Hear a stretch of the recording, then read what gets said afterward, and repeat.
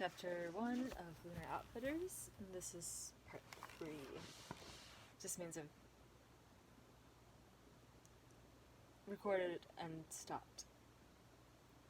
Now for the third time on chapter 1. Okay, my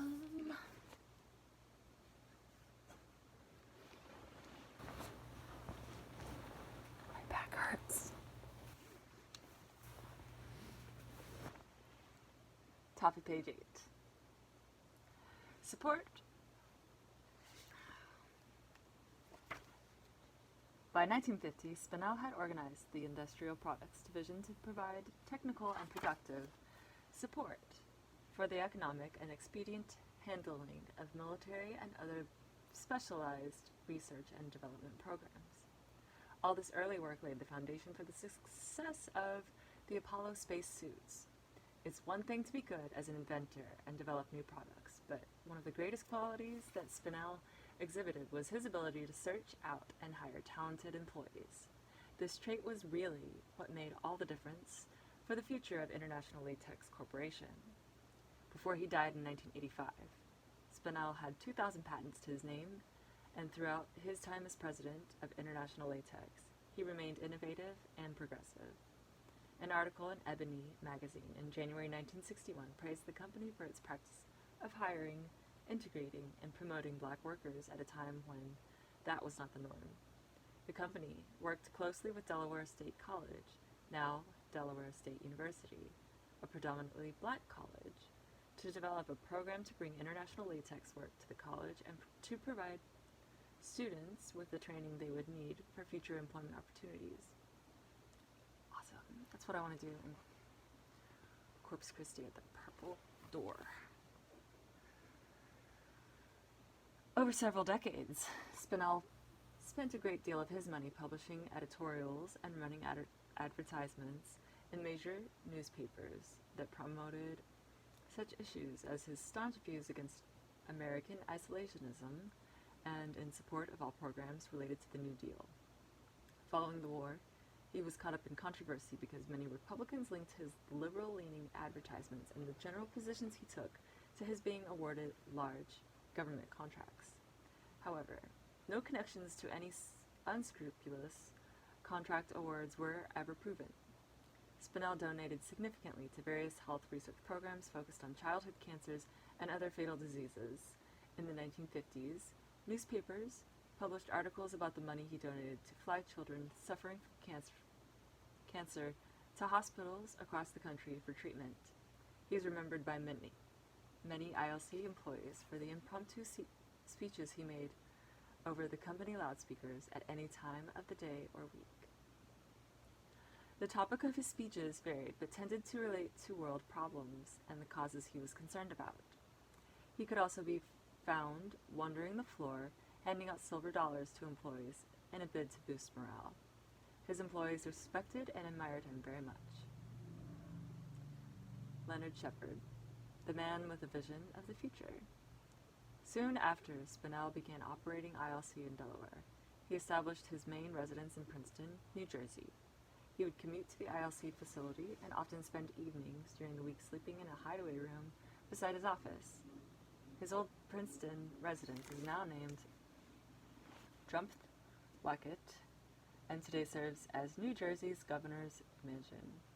In 1949, Spinell summoned an electronics consultant from Rhinebeck, New York, named Leonard, or Len, Shepard, to construct a special radio and high-fidelity record player for his personal entertainment in Princeton.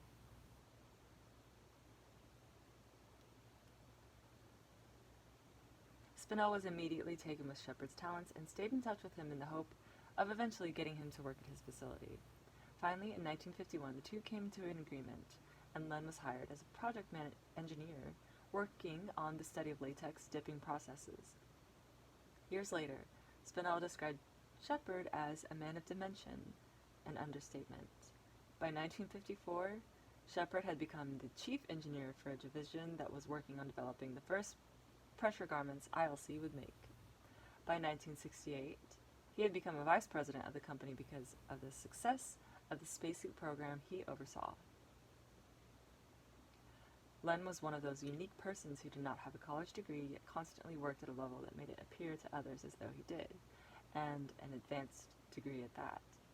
In several instances, Shepard did claim to have an electronics degree from MIT, but this fact was challenged in a court case when it was revealed that he had attended MIT for only 2 weeks in July 1945.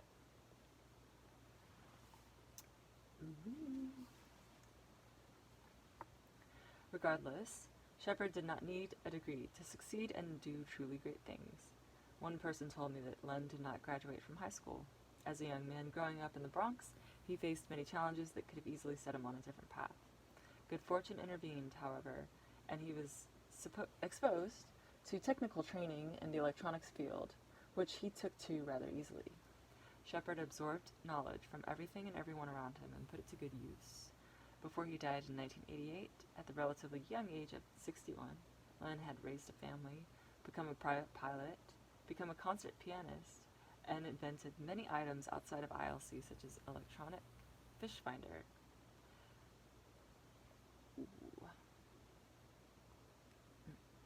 Which won him the immediate friendship of those who fished in the Delaware Bay.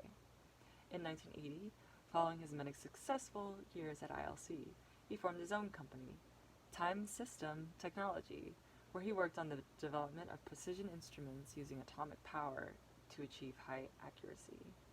His son-in-law recalls asking Len if it was safe to go into his basement, where his office was set up. Few who were close to Len during the height of the Apollo years remember his being actively involved in the daily technical aspects of the suit. He did, however, remain the constant guiding force behind the team at ILC, which needed the wise and broad direction he could provide. But it did not start out that way. Sometime around 1952, Len Shepard conceived the vision of what a spacesuit might look like and how it should function. Shortly thereafter, he cobbled together his version of the futuristic spacesuit. Lacking any other way to introduce the suit to the world, he took advantage of an Air Force contract to provide a high-altitude pressure suit for the X-15 program. It's my supposition that Len was not overly disappointed when the suit failed to win that contract, since it wasn't intended for aircraft use. Because his mission was accomplished, now many prominent people in the aerospace world were aware of the unique suit he had developed. As the space race heated up, other companies were still developing hardware for such a suit, but Len's suit was already well ahead of the competition. The others would continue to focus their efforts on modifying existing pressure suits for space use. However, from day one, Len Shepard set out to design a suit that was intended only for space exploration. No modification necessary. And now we're on another part, called George P. Durney, the man responsible for the development of the early Apollo suit. In 1956, a 33-year-old man named George Durney knocked on the door of ILC looking for work. George had mechanical abilities and a knack for getting things done with little regard for annoyances that got in his way. He simply worked his way around them, even if it meant stepping on others' toes or upsetting those in higher ranks. Like Len Shepard, he wasn't college educated, but he had the ability to make product ideas work. Little did he or anyone else know at the time that he would take over the spacesuit work Len Shepard started, and received much of the credit for establishing ILC as the early leader in the extravehicular spacesuit business. George was born in Union City, New Jersey, in 1923. His father died when he was just 1 year old. His mother and he moved to Dover, Delaware, sometime around 1924. At Dover High School, George was a standout student who earned an appointment to the Naval Academy upon graduation in 1941. George, however, was not one to conform to the rigors and discipline a military academy demanded, and he didn't call Annapolis home for very long. As World War II gained momentum, George joined the U.S. Army Air Corps and was soon training to fly the P-39 Cobra fighter aircraft. In short order, he was transferred to the 15th Air Force and was assigned to a B-17 crew based in Italy. His plane was named the Little Joe. George soon became the aircraft commander, or flight officer, as the position was known, due in large part to the respect he had earned from his colleagues. The odds that any B-17 crew would complete the total of 25 bombing missions required of them before they could go home to the States or take less harrowing assignments was slim. But George made it all the way to his 25th mission. Unfortunately, it was on that mission that little Joe was shot down by enemy aircraft over Austria on February 24th, 1944. George and his crew bailed out and survived, but the Germans took them prisoner. George was held for 14 months in Stalag 3. When the war concluded and liberation finally came at the hands of the Soviets, George and his fellow prisoners were told that they could sit tight for a short time and the United States would make all travel arrangements to get them home.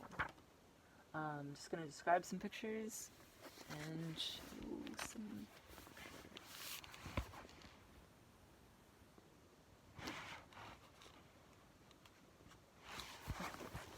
Hope you saw it.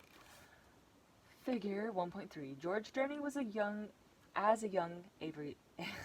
George Durney as a young aviator in World War II. Figure 1.4. By the way, that photo was courtesy of Edward Bider. So the bottom photo, aircraft commander George Durney, front left, and his B-17 crew. Photo taken 2 days before Durney was shot down over Kranz, Austria, taken prisoner, and assigned to Stalag Luft 3. Courtesy Edward Bider. Very good.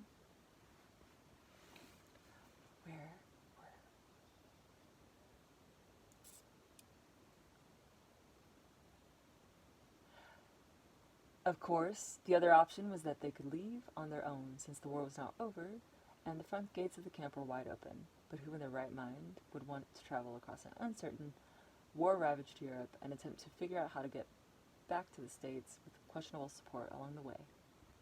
George was one of the few who did just that. After he returned home, George bounced around for a few years selling cars. He was an excellent mechanic and could repair anything. He also spent a short time in California working as a crop testing pilot before moving back to Dover. In 1956, he had an interview at ILC and was hired by engineer Fred Feldman, whose specialty was helmet development.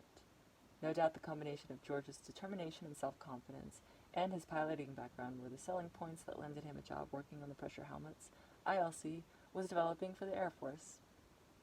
Very shortly after he began with ILC, George was helping Len Shepard develop his new pressure suit. Although Len Shepard blazed the trail for developing the first suits ILC made, he and George Durney worked as a team for many years. One co-worker from those earlier years recalled that George did most of the day-to-day development work, while Len looked on and provided technical support as needed.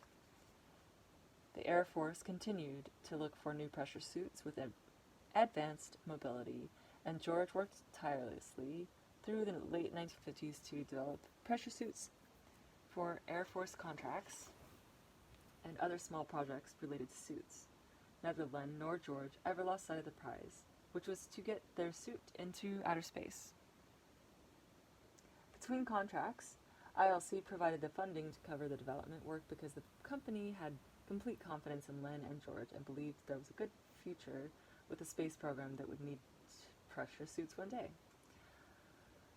As the early Apollo years began to take shape and the technical challenges and pressure to meet tight NASA schedules increased, George had to begin sharing and handing off more of the development work to degreed engineers. There was also an ever-increasing need to interface with high-ranking NASA administrators, which was not a task George was comfortable with. However, the former aviator did a good job of interfacing directly with the astronauts during their fit checks. For example, George welcomed Neil Armstrong into his house in Dover one day for lunch when Neil was in town for a fit check. Since George was so technically versed on the suit, he would easily win over the astronauts' confidence because they recognized his expertise. When astronauts requested changes that were not possible, given the time frame or capability of the time, George had a way of convincing them his way was the best option available. When possible, he would make the changes.